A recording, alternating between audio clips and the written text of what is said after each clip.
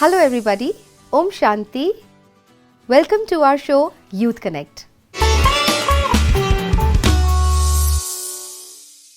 हम बात कर रहे थे पावर टू डिटैच। पिछली बार हमने बात की है ओवरऑल हेल्थ पर और हमारे साथ बात करने के लिए हर बार की तरह बीके कमल भाई हमारे साथ हैं। आपका बहुत बहुत स्वागत है। Thank you so much. तो कमल भाई हम बात कर रहे थे, आपने ही बताया था कि पावर टू डिटैच अगर है क्योंकि आध्यात्मिक हमें ये सिखाता है, स्पिरिचुअलिटी सिखाती है कि किस तरह से हम डिटैच रह सकते हैं सबके बीच रहते हुए, कुछ छोड़ना नहीं है। लेकिन जैसे मैं आपसे लास्ट टाइम बोल रही थी कि ये बहुत नॉर्मल है। अगर रिश्ते हैं, अगर हम किसी से प्यार करते हैं, फॉर एग्जांपल मैं एक माँ हूँ तो मेरा बच्चा है तो ऑफ कोर्स मैं उससे इतना प्यार करती हूँ तो फिर मेरी अटैचमेंट तो नॉर्मल है ना, नेचुरल है ना, तो मैं उससे डिटैच कैसे हो जाऊँ? मतलब ये चीज़ थोड़ी सी समझ नहीं आती है, तो इसको ज़रा और डिटेल में समझाइए। देखिए, लव की एक हम बात करते हैं और अटैचमेंट की बात करते हैं, राइट। पहली बात तो दोनों जो है वो बिल्कुल अलग है। अच्छा। और इसमें क्या होता है कि कई बार जब बहुत सारे लोग एक ही काम करते हैं, जैसे गुस्सा, मैक्सिमम लोग गुस्सा करते हैं, तो हमने क्या किया, गुस्सा तो नॉर्मल है। हाँ। या टेंशन, जैसे हम यूथ से जब मिलते हैं तो मैं उनसे पूछता हूँ कि टेंशन होनी चाहिए या नहीं होनी चाहिए, तो बहुत सारे यूथ बोलते हैं कि होनी चाहिए, है ना, नॉर्मल है।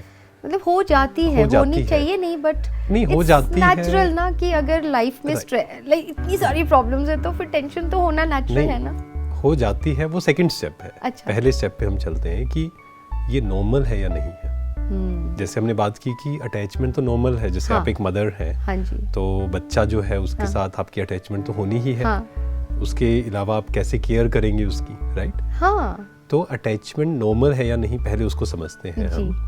क्या अटैचमेंट कंफर्टेबल होती है या नहीं होती है? लव अलग बात है, अटैचमेंट कंफर्टेबल है या नहीं है?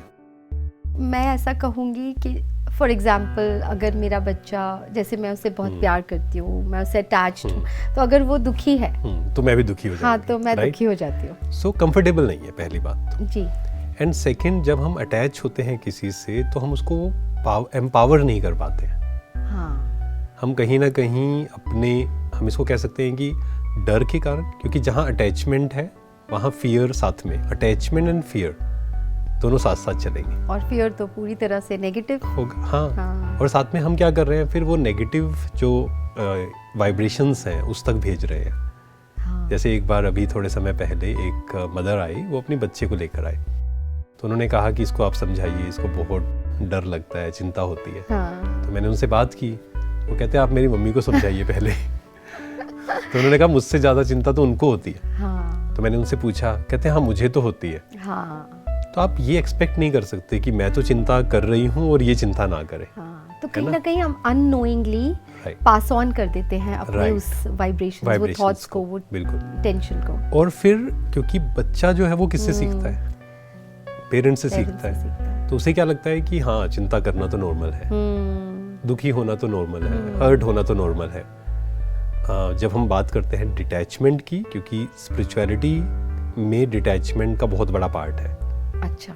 जब हम बात करते हैं आध्यात्मिकता की, तो डिटैच होने की कला, ये सबसे पहला स्टेप है अगर हम कहें। अच्छा।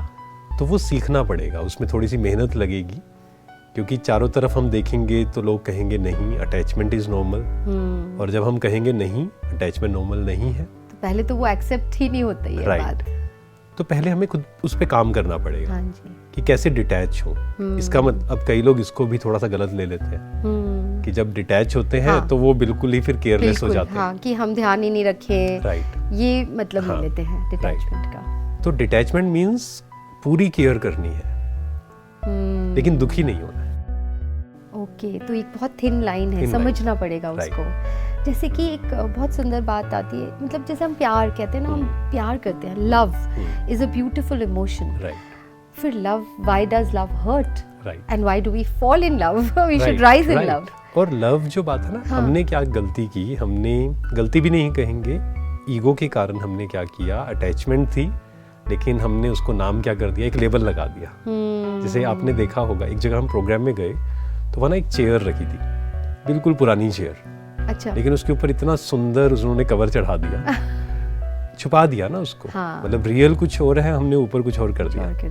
तो ऐसे ही अटैचमेंट हम सबको पता है कि गलत है, हाँ। परंतु हमने एक लेबल लगा दिया। हमने कहा नहीं ये तो प्यार है और प्यार में चिंता तो होगी ही। फिर ऐसे ऐसे डायलॉग हमने सुने जहाँ प्यार होगा वहाँ लड़ाई तो होगी ही, हाँ। जहाँ प्यार होगा वहाँ तो चिंता होगी ही नहीं, और एक्सपेक्टेशंस होंगी। पर रियल लव क्या है? रियल लव का मतलब होता है एक्सेप्टेंस। एक्सेप्टेंस इज लव, कि हम सामने वाले को पहले तो एज इट इज एक्सेप्ट करें और हम उसको फोर्स ना करें। जैसे एज अ मदर मुझे बच्चे को फोर्स नहीं करना है कि नहीं तुम्हें ये नहीं करना है, ये करना है, तुम्हारे इतने नंबर आने चाहिए, ऐसा होना चाहिए। तो आज बहुत सारे जो बच्चे हैं वो क्यों लो सेल्फ एस्टीम है उनकी? Because of parents. सही बात है। अगेन पेरेंट्स के इंटेंशंस तो बहुत अच्छे हैं, हाँ। क्योंकि इंटेंशंस पर तो कभी क्वेश्चन उठ नहीं सकता, पर विधि गलत है। हाँ। पहले तो हमें सीखना पड़ेगा, राइट। और डिटैच होकर देखना पड़ेगा उसके लिए क्या सही है। जब हम अटैच होते हैं तो हम कहते हैं नहीं मुझे ये लगता है इसके लिए सही है। हम देख ही नहीं पाते हैं कि उसको क्या चाहिए। और कहा जाता है ना, हिंदी में ये बात कही जाती है कि मोह जो होता है वो इंसान को अंधा कर देता है, ब्लाइंड कर देता है। हाँ। कि हम समझ नहीं पाते सही क्या है गलत क्या है, हम डिसाइड नहीं कर पाते। तो अगर हम डिटैच कैसे होंगे? अब डिटैच होने के लिए एक बात को समझना है कि हम सब एक्टर्स हैं और हम सब अपनी अपनी जर्नी पर हैं। हाँ। ये समझते हम डिटैच हो पाएंगे। हाँ, मतलब बहुत ज्यादा जहाँ मेरापन आएगा, राइट, कि मेरा बच्चा, मेरा ये, मेरा वो, वहाँ पे अटैचमेंट ज्यादा आ जाएगी। और जहाँ पे होगा कि नहीं सब एक्टर्स हैं, अपने अपनी जर्नी पर है, राइट। और अटैचमेंट भी आएगी और एक्सपेक्टेशंस भी आएंगी। हाँ, वो तो कि मेरा बच्चा है, हाँ। मेरा बच्चा है, मेरी बात नहीं मानता, और ईगो भी आ जाएगा। ईगो हर्ट होगा, सब कुछ आ जाएगा साथ में। और एक बहुत बड़ी रिसर्च हुई थी स्ट्रेस पर। अच्छा। क्योंकि स्ट्रेस बहुत कॉमन है, तो इस पर बहुत रिसर्च हुई कि स्ट्रेस के मेन रीजंस क्या हैं। तो 5-6 रीजन उसमें से निकाले गए। उसमें से सबसे ऊपर का क्या होगा, सोच के देखिए आप। स्ट्रेस का मेन कारण अटैचमेंट। हाँ, काइंड ऑफ। मतलब स्ट्रेस किन लोगों को ज्यादा होती है जो चाहते हैं कि सामने वाला पूरी तरह मेरे अनुसार चले। हाँ, एक्सपेक्टेशंस, राइट। और जब मेरी अटैचमेंट होगी, मतलब मैंने कहा कि मैं मदर हूँ, तो मुझे लगेगा ये तो पूरी तरह मेरे अनुसार चलना चाहिए, इसको मेरी हर एक बात माननी चाहिए।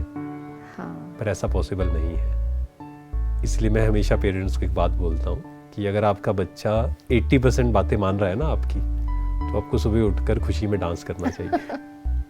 थैंक यू, शुक्रिया करना चाहिए। पावर ऑफ ग्रेटिट्यूड जो आपने सिखाया था पहले, कि थैंक यू ही बोलो, कि जो भी है बहुत सुंदर है, बहुत अच्छा है। तो आई थिंक अगर कुछ थोड़ा बिगड़ा भी है कहीं रिश्ता, वो भी ठीक होने लग जाएगा, क्योंकि हमारे वाइब्रेशंस चेंज हो जाएंगे। हाँ। अगर मेरे अंदर एक रेजिस्टेंस है, एक्सेप्टेंस नहीं है बच्चे के प्रति, या हमेशा कंप्लेंस है।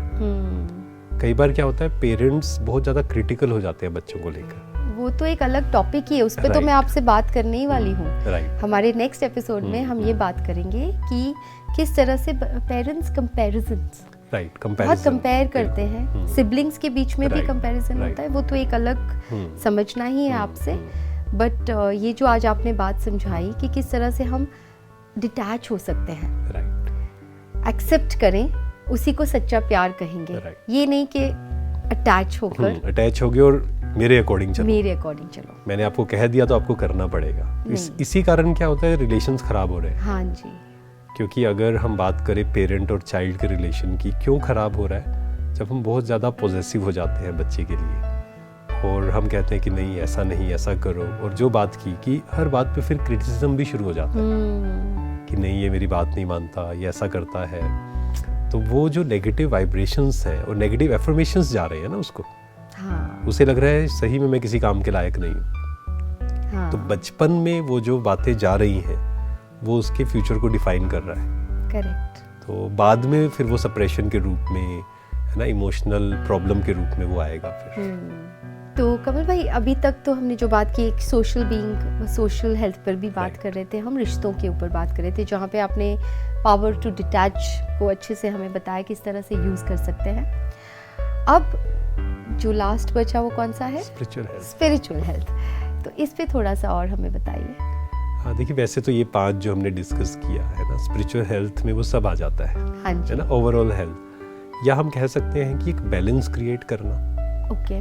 कई बार होता है कि हम या तो सिर्फ फिजिकल हेल्थ पे ध्यान देते हैं कि मुझे सुंदर दिखना है, मुझे हेल्दी खाना है, which is very very good, लेकिन फिर हम मेंटल हेल्थ को छोड़ देते हैं कई बार, या इमोशनल हेल्थ को छोड़ देते हैं, या हम इन चीज़ों को कवर करते हैं, फिर हम सोशल हेल्थ को छोड़ देते हैं कई बार, या हम जब पैसा कमाने जाते हैं तो फिर हम बाकी सब चीज़ों को छोड़ देते हैं जी। तो एक बैलेंस क्रिएट करना, स्पिरिचुअलिटी मीन्स बैलेंस, एक बैलेंस लेकर आना कि मुझे सब चीज़ों का ध्यान देना है, सिर्फ नंबर्स नहीं, साथ में मैं इमोशनली स्ट्रॉन्ग हूँ या नहीं, क्योंकि इस पर बहुत रिसर्च हुई कि IQ एंड EQ, है ना, जिसका IQ बहुत ज़्यादा है क्या वो ज़्यादा सक्सेसफुल होते हैं, या जिसका EQ ज़्यादा है वो ज़्यादा सक्सेसफुल होते हैं? आई थिंक बैलेंस चाहिए। और इसके साथ अगर हम और ऐड करें तो SQ भी कर सकते हैं, सोशल क्वेश्चन, तो क्या बात है। तो ये सब जब चीज़ें होंगी, कैसे मुझे लोगों के साथ डील करना है, कैसे मुझे सिचुएशंस के साथ डील करना है, क्योंकि जब हम कोई भी काम करेंगे, मान लो हम बिजनेस कर रहे हैं या जॉब कर रहे हैं या घर संभाल रहे हैं, तो हमेशा चीज़ें हमारे अनुसार नहीं होंगी, ऊपर नीचे होगा। बिल्कुल। क्या हम उसमें स्टेबल रह सकते हैं? उसमें आई थिंक सबसे ज़्यादा वो यही सीखने हमें मिलता है कि स्टेबल रहना, right, in all situations with all people, हाँ, डिफरेंट पीपल। नहीं तो हम पैनिक हो जाते हैं, कहीं बहुत ज़्यादा खुश, बहुत ओवर खुश भी हो गए, तो फिर ओवर दुखी भी हो गए। बिल्कुल, क्योंकि ये तो देखिए, मतलब मेन क्या है कि हम जब स्टेबल नहीं होते ना, जैसे ओवर एक्साइटमेंट, आप देखते होंगे किसी भी व्यक्ति को अगर आप देखें कि जो ओवर एक्साइटेड होता है, तो आप पाएंगे कि वो फिर स्ट्रेस में भी ज़्यादा ही जाता है। हाँ बिल्कुल, वही तो मैं कह रही हूँ, फिर वो एक्सट्रीम में हो जाता है।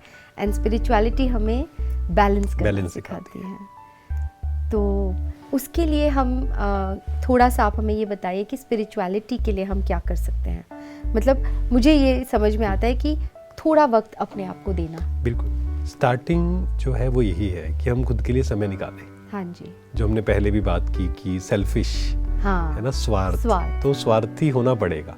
एंड स्वार्थी इज नॉट नेगेटिव, स्वार्थी होना पॉजिटिव है, स्व प्लस अर्थ।